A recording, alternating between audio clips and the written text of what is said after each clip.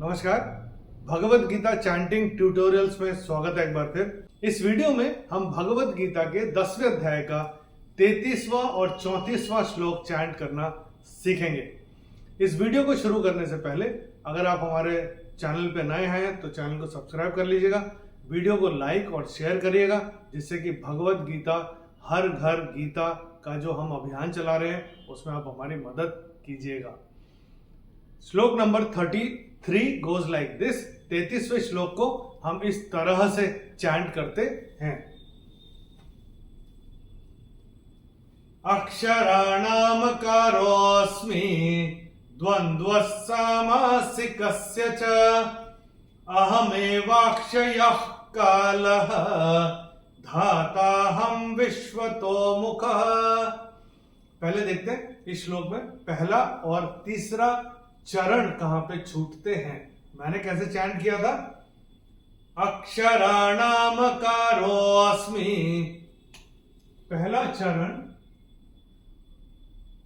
यहां पे छूटेगा। अहमेवाक्षयः कालः, तीसरा चरण यहां पे छूटेगा। अभी हम देखते हैं इस श्लोक में कौन कौन से नियम लागू होते हैं। The rules that apply on this shlok. Let's have a look. मैंने कैसे चैंट किया था? अक्षराणामकारोऽस्मि। तो पहले चरण में चैंटिंग के हिसाब से कोई नियम है नहीं, लेकिन ये जो एस आपके किताब में दिखाई दे रहा है अवग्रह, यहाँ पे विलुप्त अ होता है। तो जब हम रो को बोलेंगे, रो को थोड़ा सा खींच के बोलेंगे, कारोस्मि, अक्षराणामकारोस्मि, इसको ऐसे करके हम चैंट करेंगे। दूसरे चरण में द के बाद विसर्ग के बाद का अक्षर है स, और विसर्ग के बाद अगर श, श या स आता है तो विसर्ग का उच्चारण आधा श, श या स होता है। चूंकि यहाँ पे स आ रहा है तो यहाँ पे विसर्ग का उच्चारण आधा स होगा। तो हम हमारी किताब में ये जो विसर्ग दिख रहा है इसको स्ट्राइक ऑफ कर सकते हैं और यहाँ पे एक आधा सा ऐसे लिख के रख सकते हैं। द्वंद्व सामासिकस्य च, ये ऐसे करके आएगा। तीसरे चरण में य के बाद विसर्ग के बाद का अक्षर है क, और विसर्ग के बाद अगर क या ख आता है तो विसर्ग का उच्चारण होता है ह फ्रॉम द एपिग्लॉटिस। तो ये हम अपनी किताब में विसर्ग को स्ट्राइक ऑफ करके यहां पे ऐसे ख ऐसे लिख के रख सकते हैं। तो ये कैसे होगा? अहमेवाक्षयः कालः। और यहां पे अगर आपकी किताब में देखेंगे तो ये दिख रहा है कालो, कालो आपकी किताब में दिख रहा है। चूंकि तीसरे चरण की समाप्ति पे ओ आ रहा है तो नियम के हिसाब से पहले चरण और तीसरे चरण की समाप्ति पे ओ का उच्चारण विसर्ग होता है। ये हम अपने पहले के वीडियोस में भी आपको बता चुके हैं। तो ये ओ को हम अपनी किताब में स्ट्राइक ऑफ करके ऐसे और यहाँ पे विसर्ग लगा के रख सकते हैं। अहमेवाक्षयः कालः, इसका ऐसे करके चैंट करेंगे। चौथे चरण में ह के ऊपर अनुस्वार के बाद का अक्षर है व, और अनुस्वार के बाद जब व आएगा तो अनुस्वार का उच्चारण होगा म। तो ये हम अपनी किताब में नोट करके रख सकते हैं। और चरण की समाप्ति पे जो विसर्ग आ रहा है, चूंकि चरण की समाप्ति पे आ रहा है तो इसका उच्चारण केवल और केवल ह ही होगा। तो ये कैसे होगा? धाताहं विश्वतो मुखः, ये ऐसे करके आएगा। चलिए एक बार मिलके चैंट करते हैं। मैं करूंगा, मेरे पश्चात आप चैंट करिएगा। अक्षराणामकारोऽस्मि, अक्षराणामकारोऽस्मि, द्वन्द्वः सामासिकस्य च, द्वन्द्वः सामासिकस्य च, अहमेवाक्षयः कालः, अहमेवाक्षयः कालः, धाताहं विश्वतो मुखः। धाताहं विश्वतो मुखः। चलिए 34वां श्लोक मैं चैंट करूं, आपको बताऊं किस तरह से चैंट होता है। उसके पहले हम आपको बता दें, इस वीडियो में लास्ट तक बने रहिएगा, क्योंकि इन दोनों श्लोक का भावार्थ हम आपको बताने वाले हैं वीडियो के आखिर में। हमारे साथ बने रहिएगा।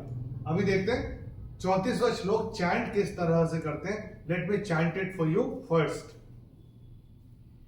मृत्यु सर्वहरश्चाहम् उद्भवश्च भविष्यताम् कीर्ति श्रीर्वाक्च नारीणाम् स्मृतिर्मेधा धृतिः क्षमा। पहले देखते हैं इस श्लोक में पहला और तीसरा चरण कहां पे छूटते हैं।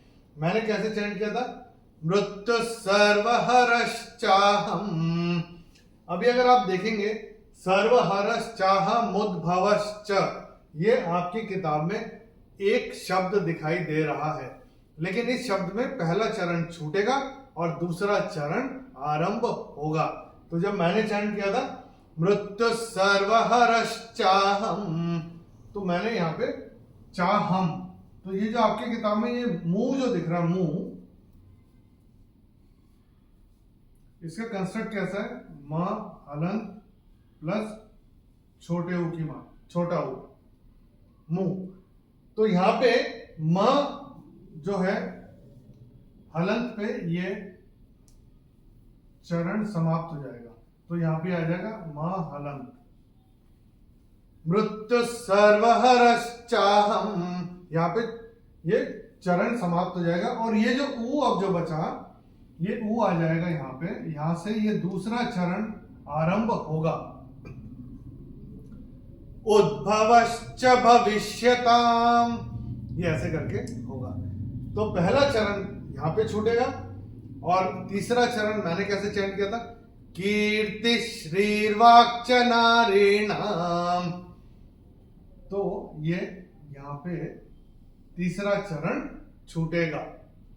अभी देखते हैं श्लोक में कौन कौन से नियम लागू होते हैं, the rules that apply on this shlok. Let's have a look.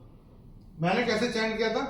मृत्यु सर्वहरश्चाहम्, तो ये जो विसर्ग हमको दिख रहा है हमारी किताब में, य के बाद उसके बाद का अक्षर है स, और जैसा कि हमने पहले भी आपको बताया था यहाँ पे इस वाले श्लोक में कि विसर्ग के बाद जब स आएगा तो विसर्ग का उच्चारण आधा स होगा। तो ये विसर्ग को हम अपनी किताब में स्ट्राइक ऑफ करके यहाँ पे एक आधा स ऐसे लिख के रख सकते हैं। चरण कहाँ पे छूटेगा, दूसरा चरण कहाँ आरंभ होगा, यह मैं आपको बता दिया। और उसके बाद दूसरे चरण में चैंटिंग के हिसाब से कोई नियम है नहीं, तो उद्भवश्च भविष्यताम् ऐसे हो जाएगा। तीसरे चरण में त के बाद जो ये विसर्ग आ रहा है उसके बाद का अक्षर है श्री, और श्र जो होता है, ये जो श्र होता है इसका कंस्ट्रक्ट होता है श प्लस र। चूंकि ये श आ रहा है तो ये जो विसर्ग है इसका उच्चारण होगा आधा श। तो मैंने कैसे चयन किया था? कीर्ति श्रीर्वाक्च नारीणाम्, कीर्ति श्रीर्वाक्च नारीणाम्। तो यहाँ पे ये विसर्ग को हम स्ट्राइक ऑफ करके यहाँ पे आधा श ऐसे लिख के रख सकते हैं, जिससे हमको याद रहे कि विसर्ग का उच्चारण क्या होगा। चरण की समाप्ति पे ना के ऊपर अनुस्वार का उच्चारण केवल और केवल म होगा, चूंकि ये चरण की समाप्ति पे आ रहा है।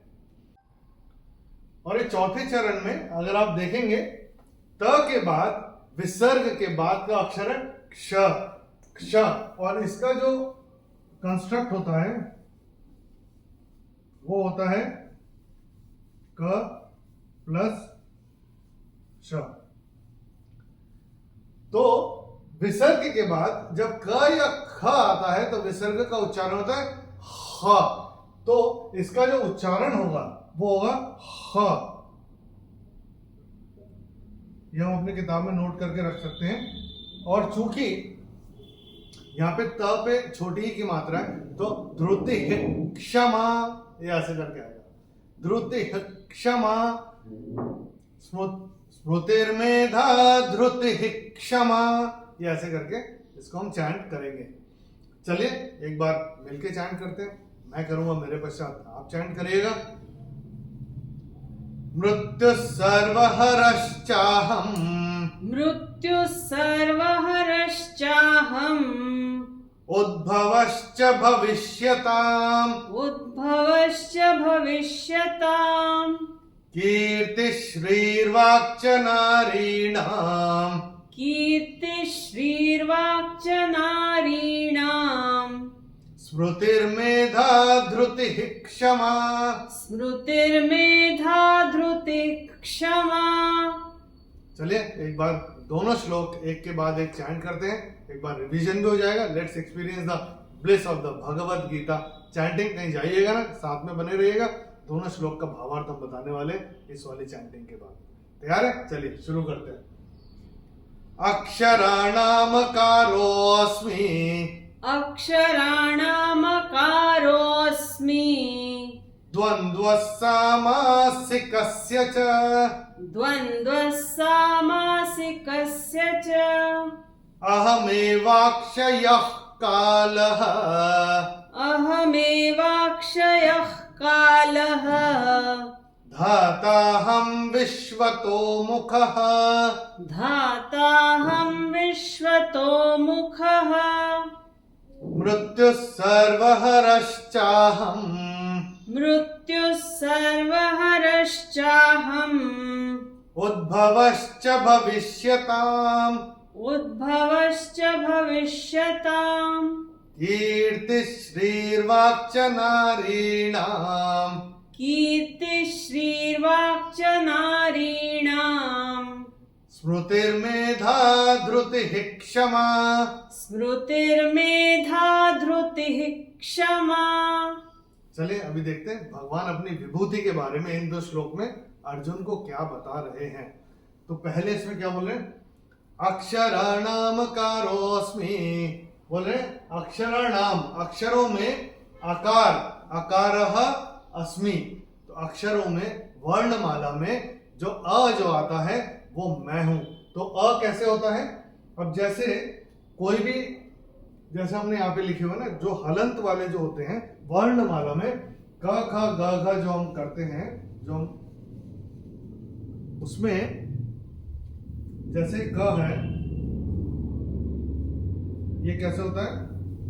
क प्लस अ। ऐसे ख प्लस अ, ग प्लस अ, च प्लस अ, झ प्लस अ, ऐसे करके। तो ये जो अ है हर अक्षर में, बोलते वो मैं हूं।